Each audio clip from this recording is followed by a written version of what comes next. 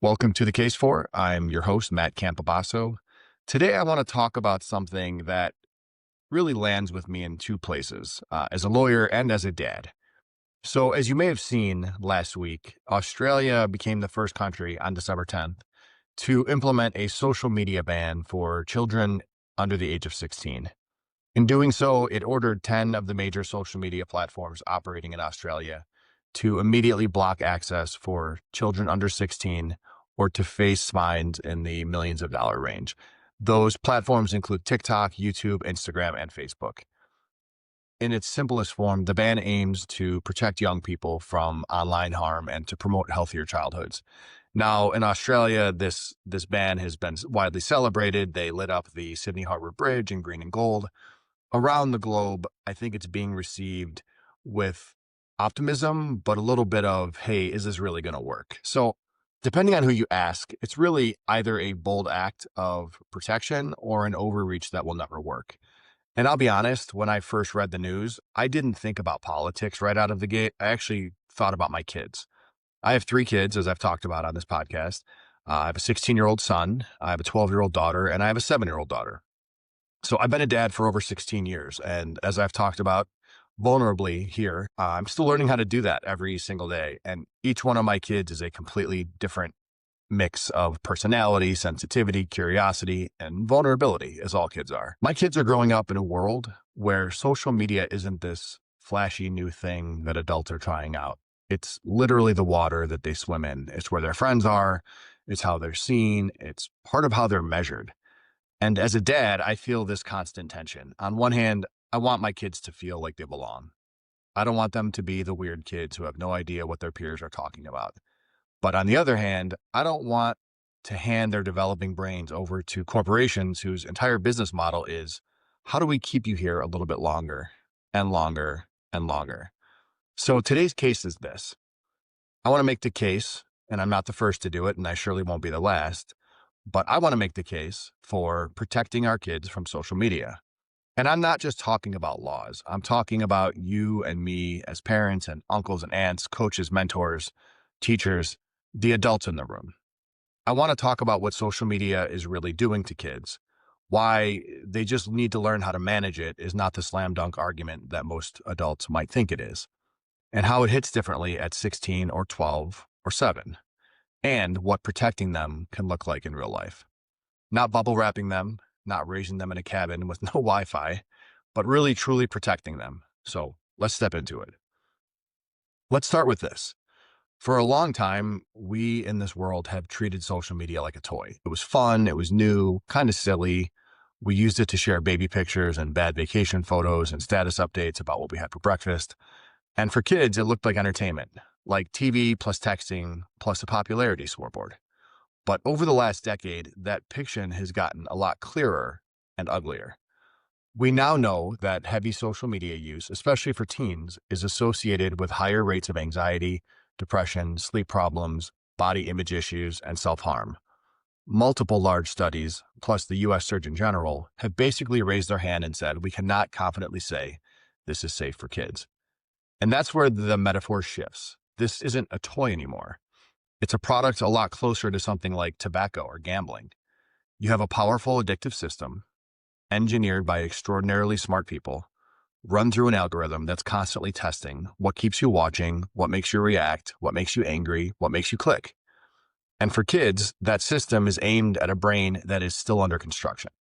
We're not talking about a 35-year-old with a fully formed prefrontal cortex and some life experience. We're talking about 11, 13, 15-year-olds whose sense of self is still being poured and shaped. And we've basically said to them, here you go. Here's a slot machine that dispenses dopamine and social status. We trust you to regulate yourself. So when Australia comes in and says, hey, we're going to delay this until 16, people call it a ban. They call it extreme. They argue about freedom. And those are real conversations. But underneath all of that is a more basic question. If a product starts to look more and more like a health risk than a toy, do we, as adults, have a responsibility to protect kids from it as long as we reasonably can? And that's the frame for this whole episode. Let me bring this from a policy level down to a level like in my house, for example. As I mentioned, I have a 16-year-old, a 12-year-old, and a 7-year-old. On paper, that's 3 kids. In reality, that is 3 completely different planets. My 16-year-old just got his driver's license, and he is in that world where everything is identity, independence, belonging, and social status. Who you're seen with, who you're texting, who left you on red, who watched your story but didn't reply. Social media at that age is loaded with romantic stuff, friend group drama, group chats that never sleep, and FOMO that never takes a night off. You're trying to figure out who you are while holding a device that's constantly telling you how you're measuring up. My 12-year-old is in that in-between zone, old enough to see what older kids are doing, old enough to want to belong, not quite old enough to handle what the internet wants to show her. At 12, social media isn't just fun. It's who likes me? Am I pretty enough? Am I cool enough? Am I too childish? Am I too much? Am I not enough? The wrong comment, the wrong picture, the wrong rumor, those land much differently at 12. They hit deeper. And then there's my 7-year-old. She's not scrolling TikTok at night, but she's absorbing everything. How often are adults on their phones? What her siblings say about social media? What she might see on YouTube? When one video that's okay to watch turns into another when my head's turned. And also what's normal when it comes to screens and quiet moments. For her, the risk is, what does she start to believe a life should look like at her age? Is it playing and creating? Is it reading? Is it boredom? Is it talking to other people? Or is it a screen filling every empty second? So when we say protecting kids from social media, we're not talking about some one-size-fits-all rule. What my 16-year-old needs is different from what my 12-year-old needs. What my 7-year-old needs is different from both of them. But they all need this. They need adults who are willing to swim against the current. Adults who are willing to say, just because you can be on this doesn't mean you should be on this early or this often or this unprotected. One of the most common arguments I hear when we talk about kids and social media is this. Well, we can't protect them forever. They just need to learn how to manage it. And while I get where that's coming from, we don't want to raise adults who fall apart the second that someone hands them a login. We don't want to be helicopter parents. But imagine saying this about alcohol. We can't protect them forever. Let's just give a 13-year-old unlimited alcohol and tell them to learn moderation. We would never do that. Why? Because we know the product is addictive, it's powerful, and not designed with their well-being in mind. When we say we just need to let them learn how to manage it, what we're really saying is, I don't want to fight this battle. This is the water everyone's swimming in. I don't want my kid to be the odd one out, or I'm exhausted. And listen, as a parent, I feel all of that, especially the exhaustion in my bones.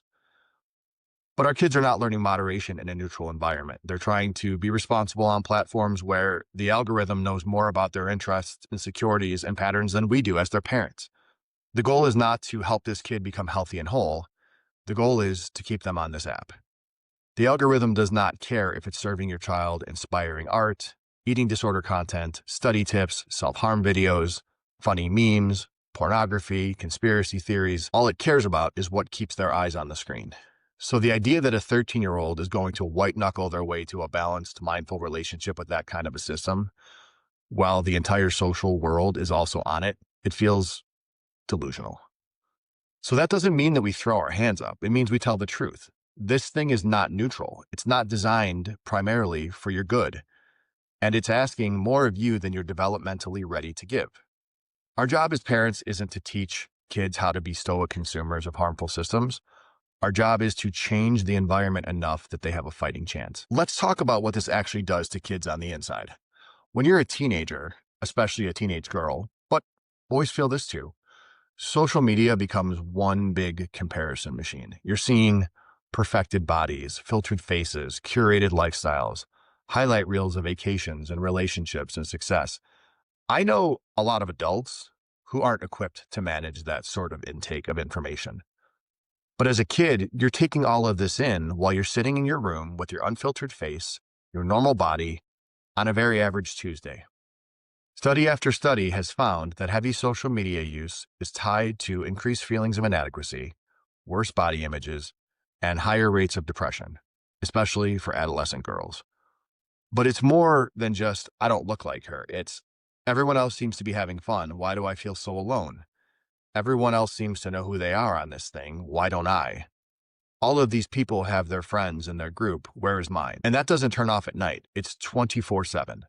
Combine that with the constant drip of notifications and the micro anxieties of, did they like my post? How many followers do I have? Why didn't they reply? Why did they leave me on red? Why do they open my story but not respond? And suddenly their entire nervous system is wired around approval, performance, being watched, being evaluated, and being left out. So now imagine being that kid and someone says, just manage it. Be responsible. Don't let it get to you. If we're honest, as I mentioned a few minutes ago, a lot of adults don't handle this well. We get sucked into comparison and anxiety and outrage, and we're fully grown. So if our kids are struggling under this weight, it's not because they're weak. It's because we've handed them something that they were never supposed to carry alone. Protecting kids from social media, or at least from its full force too early, isn't about being controlling. It's about saying, we care more about your nervous system than your followers. Or we care more about your soul than your streaks. Or we care more about your long-term mental health than your short-term popularity. Let's make this concrete. What does protecting kids from social media actually look like? Because I think a lot of people hear that phrase and picture no phones, no internet, no screens, no friends, just a child alone in a field playing with a stick while their peers are on TikTok. That's not what I'm arguing for. For me, protection looks like intentional friction. It's delaying where you can, modifying where you can't, and staying emotionally present and aware around all of it. Here's a few guardrails that I think might actually help. Number one, delaying full-blown social media as long as possible. Not never, but not as soon as the app says 13, we're in. Let their brain and identity get a little further down the road first. Number two, no phones in bedrooms at night. Sleep is one of the first casualties of social media and one of the strongest protectors of mental health. Take that hit as strict parents and protect your children's sleep. Number three, device-free dinners and drive times. Protected pockets of conversation, eye contact, check-ins. Let their nervous system actually feel what it's like to be with people present, not half with them through social media. Number four, shared passwords and transparency for a time. Not to snoop on their every thought, but to make clear this is not private. This is not a world where anything goes. I'm still your parent. I'm watching and I'm here. Number five, co-scrolling and debriefing. Sit with your kids sometimes when they're on their apps. Ask questions. How does this make you feel? Do you think this is realistic? If your friend posted something like this, what would you want them to know? And finally, number six, making offline life rich enough that online life isn't the only escape. Sports, music, art, reading, side projects, time with real friends in real space doing real things.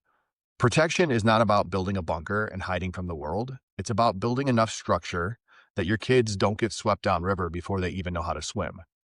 And listen, in my own house, this has not been done perfectly. There are absolutely seasons where we've let too much slide. There are nights where I've realized, oh, I haven't checked in on what they're looking at or how much time they've spent on their phones. And I care, but you take that and you add it to everything else in life and it just becomes one other thing that you have to deal with. But it's incredibly important. Let's zoom out now. When a country like Australia passes a law that says under 16, no accounts, platforms, it's on you to keep kids out, it raises a big question. Who should be on the hook for protecting kids? Parents? Platforms? Politicians? To me, I think the honest answer is all three. Parents are the first line. We know our kids. We know their vulnerabilities, their strengths, their history. We decide when to hand them a phone, when to let them on the Wi-Fi, and when to say not yet. Platforms have power and resources. They've built these systems. They control the design. They decide whether infinite scrolls exist, whether DMs are encrypted, whether kids can be messaged by strangers, and what recommended content looks like. And lastly, governments, or politicians, set the boundary lines around public health and child safety. We do this with driving ages, drinking ages, tobacco, gambling, all sorts of things. The Australia law is one country's way of saying, look, we can't keep outsourcing this entirely to parents. We have to change the incentives and obligations on platforms as well. Is the Australia law a perfect law? No. Kids will use VPNs. There will be workarounds. Some teens do find healthy communities online that they can't find at school. But as a dad, I definitely understand the instinct behind it. We're trying to build a world where tech companies don't get to experiment on our kids' nervous systems for profit and then shrug and say, Parents should have monitored better. So where does that leave you and me? We can't wait for perfect legislation. We can't assume platforms are suddenly going to grow a conscience. We have to be the ones standing in the gap in our own homes in front of our kids saying, I see what this is, I see what it can do, and I'm not going to be passive about it. So, in closing, protecting kids from social media is not about fear-mongering. It's not about pretending that technology is evil. It's not about raising kids who can't function in the modern world. It's about telling the truth. This stuff is powerful. It's not neutral. It has real, measurable impacts on their minds, their bodies, and their hearts. And kids are not developmentally ready to handle the full blast of it alone. I think about my 16-year-old, my 12-year-old, and my 7-year-old. I think about the world that they're inheriting, one where their value is often boiled down to clicks, views, likes, and comments. And I don't want to stand back and say, well, that's just how it is now. Good luck. I want to say, we're going to be intentional about this. We're going to delay what we can. We're going to put guardrails where we can't delay. We're going to keep talking. We're going to keep checking in. We're going to keep building a life offline that is rich, deep, and loving so that a screen never feels like the only place you can breathe. If you're a parent listening to this and you feel behind or guilty or overwhelmed, I get it. I have felt all of those things. But I'll say to you what I have said to myself. This isn't about shame. It's an invitation. So maybe for your next step, you have one honest conversation with your teenager and say, hey, how does social media make you actually feel? Or set one new boundary, phones out of bedrooms at night starting this week. Or say out loud, I'm worried about this, not because I don't trust you, but because I love you. We cannot control everything. We cannot protect our kids from every harm. And we can't legislate away every algorithm. But what we can do is we can show up. We can pay attention. We can be brave enough to be a little countercultural on their behalf. That, to me, is what it means to make the case for protecting our kids from social media. Not because we want to keep them small, but because we care deeply about who they're becoming. If anything in this episode hit home for you, maybe share it with another parent or a friend, or even your co-parent. Not as a, you're doing it wrong, but as a, hey, is this something that you're thinking about? Because I think about it a lot. Thank you for listening. Take care of your kids. Take care of yourself. I'll see you next time. This has been The Case For with Matt Campobasso.